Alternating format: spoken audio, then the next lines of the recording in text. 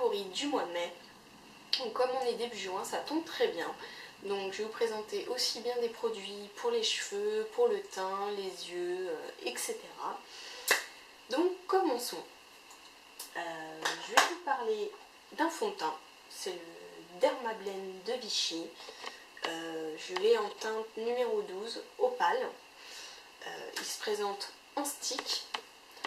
C'est vraiment le premier fond de teint que j'ai trouvé qui est ni orange ni marron, même parce que d'habitude en parapharmacie je trouve toujours que des fonds de teint où il y a écrit ivoire ou porcelaine et en fait c'est marron. Donc là ça se fond très très bien sur ma peau, j'ai pas de démarcation, il est très couvrant, donc il camoufle très bien les cicatrices, l'acné, les taches d'acné, les rougeurs, les cernes. Donc vraiment je le trouve super, ça peut aussi bien servir de fond de teint que de correcteur, voilà, sur les différentes taches que vous pouvez avoir. Il tient relativement bien et il contient un SPF je crois de 30, donc avec le soleil c'est super, et comme il est non comédogène, vous risquez pas d'avoir de réactions comme des petits boutons, etc. Donc ce fond de teint, moi je l'utilise pour camoufler mes rougeurs, et comme en ce moment j'ai des petits soucis au niveau du menton, pourquoi je ne sais pas, désolée c'était une croûte en plus, et ça camoufle aussi très bien mes cernes, donc à emporter en plus, c'est pas très gros, donc vous pouvez faire des retouches dans la journée, donc non, très très bien. Je l'ai payé 17 €, normalement le prix est entre 22 et 23 €. Voilà pour ce fond de teint Dermablend de Vichy. Et oui, sinon il ne marque pas les ridules. Voilà. Donc continuons sur le teint. Voilà, donc je matifie ce fond de teint avec la Prep and Prime de chez MAC. Donc c'est la poudre translucide. Voici comment elle se présente.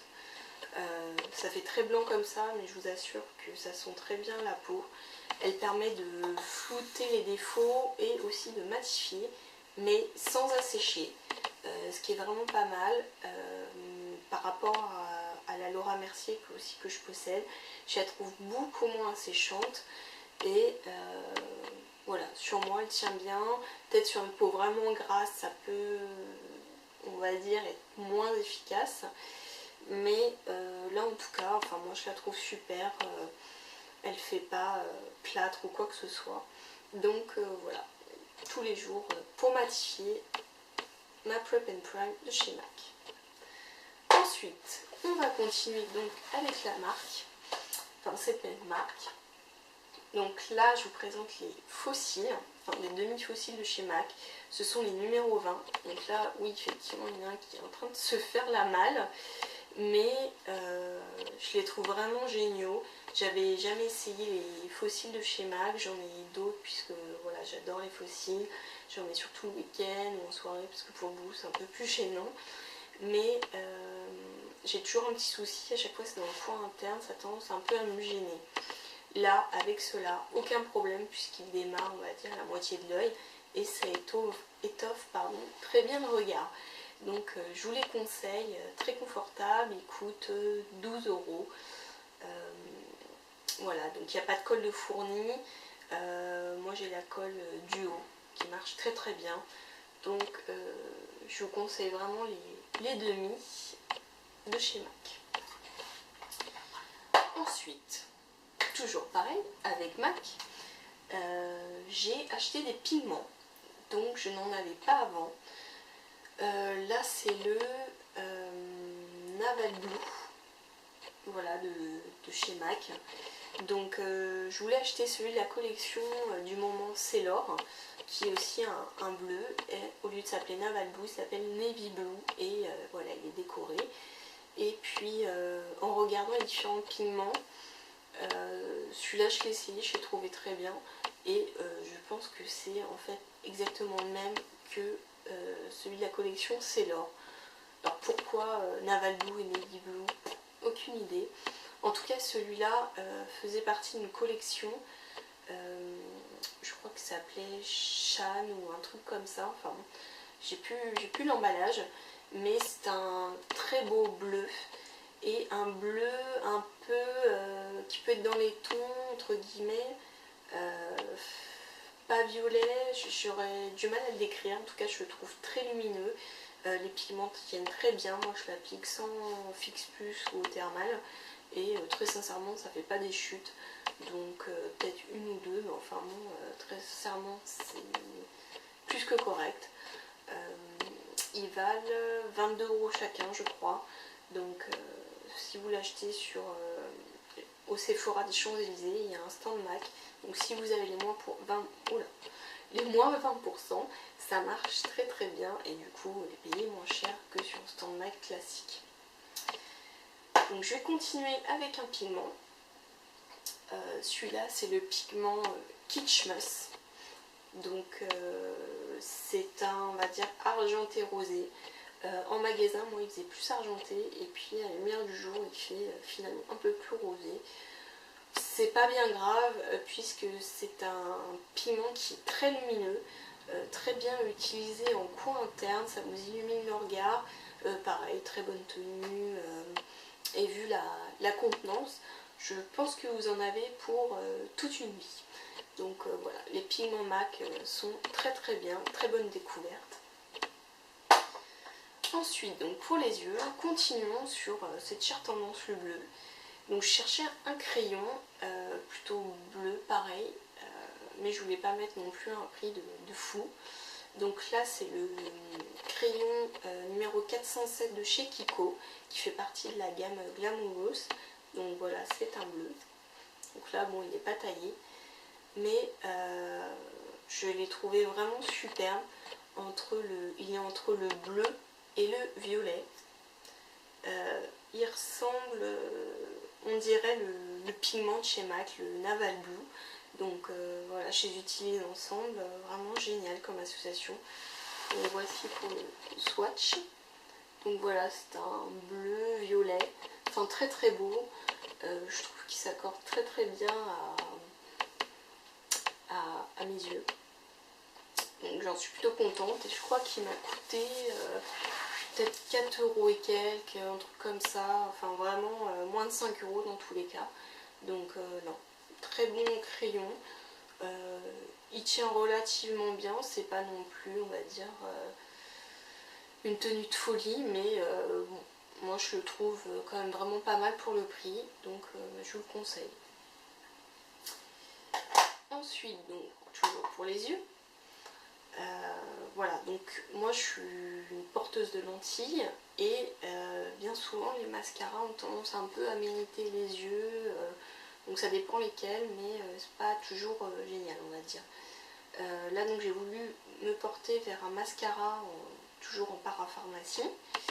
Donc là c'est un mascara de la marque La Roche-Posay, et c'est le Respectissime. Donc oui, il marque que c'est un mascara densifieur. Je l'ai dans une teinte, voilà, c'est du brun je crois, puisqu'il n'y avait plus de noir, donc je me dis bah tiens, ça va changer. Et finalement je trouve ça très bien, puisque ça adoucit le regard, ça permet, on va dire, pour les gens que vous voulez plus naturel, on va dire, d'avoir des cils qui sont voilà, bien étoffés, mais sans en faire trop. Donc, et surtout je trouve très confortable, il ne pique pas les yeux, il ne fait pas de chute, voilà, il ne s'effrite pas. En tout cas très très agréable. Voilà la brosse, donc voilà, vous voyez, c'est du marron, et vraiment il sépare très bien les cils, il ne fait pas de paquet, et il vous ouvre vraiment le regard. Enfin, j'étais très surprise. J'ai pas l'habitude de prendre des mascaras qui sont en parapharmacie. Je me suis dit bon, ça va te mettre un peu de couleur, mais c'est tout. Et non, il est très confortable, il ne pique pas les yeux quand vous portez des lentilles, et il vous ouvre vraiment le regard, il ne fait pas de paquet. Enfin, j'étais vraiment bluffée, comme si j'utilisais un mascara qui fait du volume, etc., qui recourt bien les cils. et bien celui-ci pareil. Donc très bon mascara si vous utilisez des lentilles. Bon, il existe en noir aussi. Voilà, donc vous avez deux choix de couleurs. Ensuite, voici pour les yeux, ce qui était déjà pas mal. Je vais passer, on va dire, au soin pour les ongles. Donc en ce moment, j'ai les ongles qui ont tendance à se dédoubler. Pareil, pourquoi je ne sais pas, hein, comme les boutons. J'ai acheté le Mavala Scientifique pour les ongles dédoublés. Il y a une contenance de 5 ml, mais je pense qu'il dure très longtemps. Donc c'est une petite bouteille particulière, c'est le Mavala Scientifique. Vous l'utilisez 1 ou 2 fois par semaine. Très sincèrement, il m'a vraiment aidé à retrouver des ongles, on va dire, plus sains, pas dédoublés. Donc non, très bon soin pour les ongles. Donc, maintenant, je vais passer aux produits pour les cheveux. Voilà, donc j'ai découvert la marque Bumble & Bumble. Donc je l'ai acheté au Sephora des Champs puisque je ne trouvais pas ailleurs. Et je sais pas, j'étais assez curieuse de tester cette marque. Qui coûte un peu un bras quand même, faut dire ce qui est. Je suis tombée sur un vendeur génial et tout, enfin qui vous touche les cheveux pour savoir votre nature. Voilà. Il m'a conseillé de prendre le shampoing à la crème de coco, puisqu'il permet on va dire, de prendre soin de vos cheveux un peu plus en douceur, surtout quand vous avez des colorations, des mèches, etc. Moi j'étais la cliente idéale puisque je me fais des couleurs et des mèches. Donc voilà, mes cheveux ils en prennent plein la tronche. Mais voilà, je leur donne quand même pas mal de soins pour pas qu'ils se transforment en paille. Ce shampoing, je le trouve juste génial. Moi qui adore l'odeur de la coco, vraiment, je suis ravie. Et ce shampoing, bien sûr, ne va pas vous nourrir les cheveux, mais vous permet de les laver tout en douceur. Il ne va pas les emmêler. Voilà, l'odeur, elle reste quand même pas mal sur vos cheveux, ce qui est agréable. Et je trouve que non, c'est un très bon shampoing. Alors moi, je l'ai payé 25 €. Enfin, il était à 25 € et j'avais un bon de réduction de moins 20% chez Sephora, donc ça m'a permis de payer quand même moins cher, puisque je trouve pour un shampoing c'est quand même un peu hors de prix. Il fait 250 ml, donc un format classique, mais je vous le conseille. Je trouve qu'il est vraiment très bonne découverte, et si vous, comme je vous ai dit, vous aimez l'odeur de la coco, ça sera un vrai plaisir d'utiliser. Ensuite, passons encore pour les cheveux. Donc je pense que vous connaissez l'élixir ultime de chez Kerastase. Donc comme vous pouvez le voir, j'ai bientôt terminé. Moi ça fait plus d'1 an que je l'ai. Alors j'en applique pas tout le temps.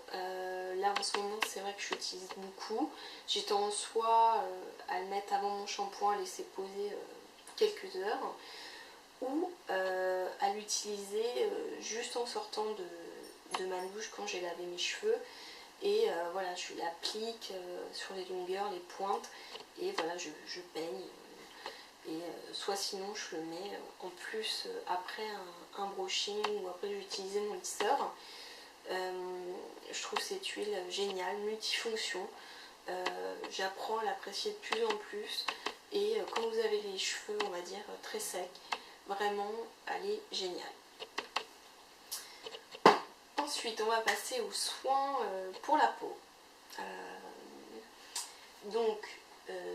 J'ai testé la marque de chez Kiehl's, ou Kiehl's, je sais pas comment ça se prononce, mais c'est un masque pour, on va dire, les pores dilatés ou les peaux mixtes à grasses. Donc moi, je n'ai pas du tout la peau grasse. J'ai plutôt la peau à tendance mixte et déshydratée. Oui, ça existe. Une peau déshydratée à tendance mixte. Voilà, elle manque pas de gras, elle manque d'eau. Voilà, c'est juste ça. Et comme en ce moment j'ai des petits soucis voilà, d'acné et du coup avec la chaleur, au niveau du nez ça a tendance à briller, enfin moi je trouve pas ça terrible, j'aime bien que la peau fasse quand même nette, je suis un peu comme tout le monde. Donc je cherchais un masque on va dire à l'argile, enfin quelque chose qui resserre les pores sans agresser ma peau. Je me suis tournée vers cette marque puisque je l'avais jamais testée et elle a quand même une bonne réputation. Donc là, eux ils marquent masque à l'argile désincrustant. Donc je me suis dit ça allait pas faire de mal à ma peau. Donc voici comment elle pue pas, hein, elles sont l'argile. Donc voilà, c'est une couleur sympa à mettre sur le visage, donc soyez toute seule si vous voulez l'appliquer. Faut laisser agir 10 minutes. Moi après je pchite avec un spray thermal, puis j'enlève avec un coton ou des Kleenex. Et vraiment il n'agresse pas ma peau, il ne l'assèche pas. Le teint après est vraiment clarifié, vous avez le teint beaucoup plus clair, les pores vraiment resserrés. Vraiment non, ce masque est super.